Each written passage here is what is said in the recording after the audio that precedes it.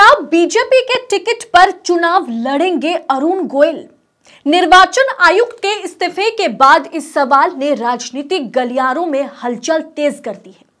या फिर वाकई 2024 लोकसभा चुनाव में चुनाव आयोग कुछ बड़ा प्लान कर रहा है बीजेपी के साथ मिलकर के, जिसका हिस्सा अरुण गोयल नहीं बनना चाहते थे और इसी वजह से उन्होंने इस्तीफा दिया।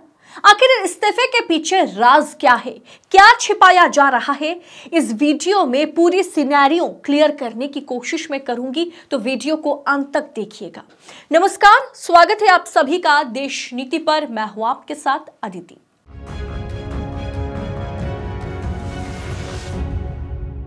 देश नीति, केवल सच्ची और पक्की खबरें। 2024 चुनाव सर पर है। किसी भी समय चुनाव की तारीखों का ऐलान हो जाएगा। इस बीच मोदी के करीबी माने जाने वाले चुनाव आयुक्त का इस तरह से इस्तीफा सवालों के घेरे में है। ये वही अरुण गोयल हैं जिनकी नियुक्ति पर भी सुप्रीम कोर्ट ने मोदी सरकार को सवालों के घेरे में डाला था। पिछले साल सुप्रीम कोर्ट ने अरुण गोयल की नियुक्ति इस बुलेट रफ्तार से की थी कि वो सवालों के घेरे में आ गया था।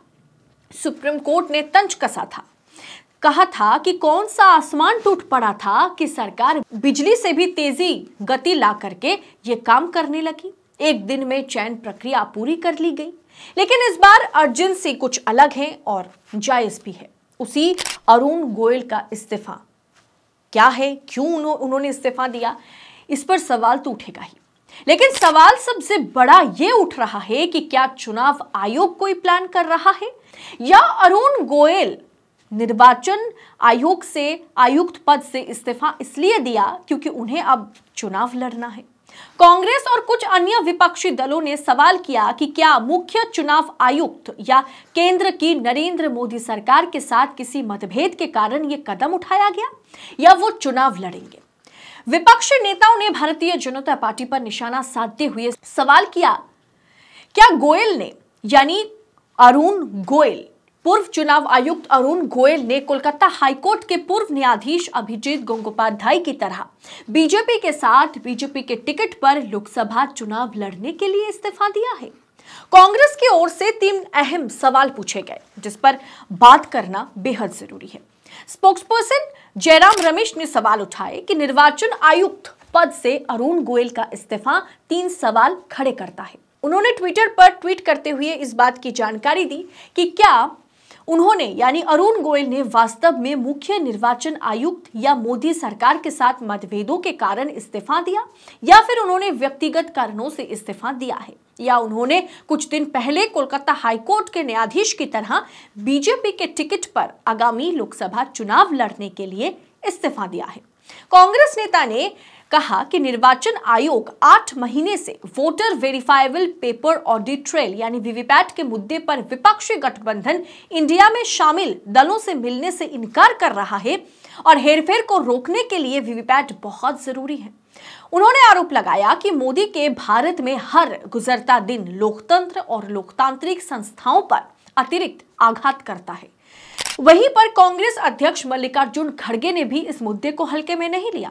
उन्होंने सवाल उठाया, ये देखने के लिए इंतजार करना होगा कि आने वाले दिनों में क्या वो करते हैं, यानी अरुण गोयल क्या करते हैं। गोयल के इस्तीफे के बारे में पूछे जाने पर उन्होंने कहा कि मैं सोच रहा था कि हाईकोर्ट के न्यायाधीश ने इस्तीफा दे दिया और अगले दिन बीजेपी में वो शामिल हो गए और तृणमूल कांग्रेस को अपशब्द कहने लगे। इससे पता चलता है कि बीजेपी ने ऐसी मानसिकता वाले लोगों को नियुक्त किया है। अब निर्वाचन आयुक्त ने इस्तीफा दिया है तो थोड़ा इंतजार करना होगा कि आखिर वो करना क्या चाहते हैं। वहीं पर दोस्तों, शिवसेना नेता संजय राउत ने भी सवाल उठाए। संजय राउत ने आरोप लगाया कि निर्वाचन आयोग बीजेपी की विस्तारित शाखा है और शाखा बन गया है। उन्होंने दावा किया कि ये वही निर्वाचन आयोग नहीं है जो टीएन शेषन के समय में था, जो चुनावों पर निगरानी रखने वाले एक रूप में काम करता था तथा वो निष्पक्ष रहता था, लेकिन अब नहीं है। राउत ने आरोप लगाया कि पिछले 10 सालों में निर्वाचन आयोग का निजीकरण कर दिया गया, यानी चुनाव आयोग को प्राइवेट कर दिया गया। ये बीजेपी की एक शाखा बन गई हैं। उन्होंने कहा कि 2 लोग चले गए और निर्वाचन आयोग में केवल एक ही व्यक्ति बचे हैं। राउत ने दावा किया जैसे हाई कोर्ट में, सुप्रीम कोर्ट में, राजभवनों में बीजेपी के लोगों को नियुक्त किया गया है, वैसे ही यहां भी बीजेपी के अपने 2 लोगों को नियुक्त किया जाएगा। निर्वाचन आयुक्त अरुण गोयल ने निर्वाचन आयोग के साथ बंगाल की अपनी यात्रा बीच में ही छोड़कर कल रात अचानक इस्तीफा क्यों दे दिया।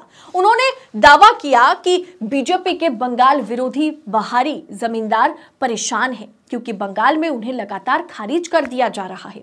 मार्क्सवादी कम्युनिस्ट पार्टी सीपीएम ने कहा है कि आम चुनाव से ठीक पहले निर्वाचन आयुक्त अरुण गोयल के इस्तीफे से चिंतित हैं हम और केंद्र सरकार से इस संबंध में स्पष्ट बयान देने की मांग कर रहे हैं। माकपा का पॉलिट ब्यूरो भारत के निर्वाचन आयोग के जो है भीतर अचानक हुए इस घटनाक्रम से चिंतित है। निर्वाचन आयुक्त अरुण गोयल ने 2024 के लोकसभा चुनाव कार्यक्रम की घोषणा से कुछ दिन पहले ही अचानक अपने पद से इस्तीफा दे दिया। गोयल का कार्यकाल 5 दिसंबर 2027 तक का था, यानी अभी भी 3 साल। ऐसे में उनका इस्तीफा सवाल तो पैदा करता है ही कि क्या 2024 चुनाव में वो चुनाव आयोग कुछ बड़ा प्लान कर रहा है, मोदी के साथ मिलके, बीजेपी के साथ मिलके, जिसका हिस्सा शायद अरुण गोयल बनना नहीं चाहते हैं।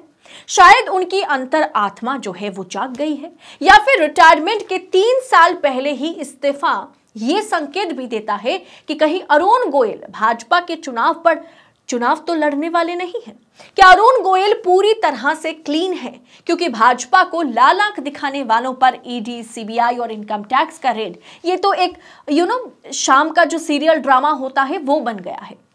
लेकिन सवाल उठता है कि क्या अरुण गोयल अब भाजपा के साथ मिलकर के चुनाव लड़ेंगे, भाजपा का पट्टा गले में बांधेंगे, या आखिर मामला क्या है, माजरा क्या है, उसका खुलासा कब होगा। लेकिन इसके पीछे एक राज तो है, कुछ तो छुपाने की कोशिश तो जरूर हो रही है।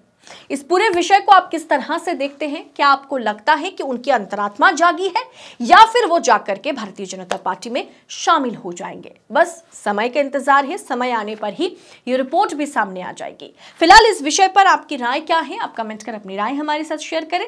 ऐसी तमाम खबरों को पड़ताल के साथ, निष्पक्षता के साथ पाने के लिए सबसे पहले देश नीति को दोस्तों सब्सक्राइब कीजिएगा। बहुत बहुत शुक्रिया। जय हिंद, जय भारत।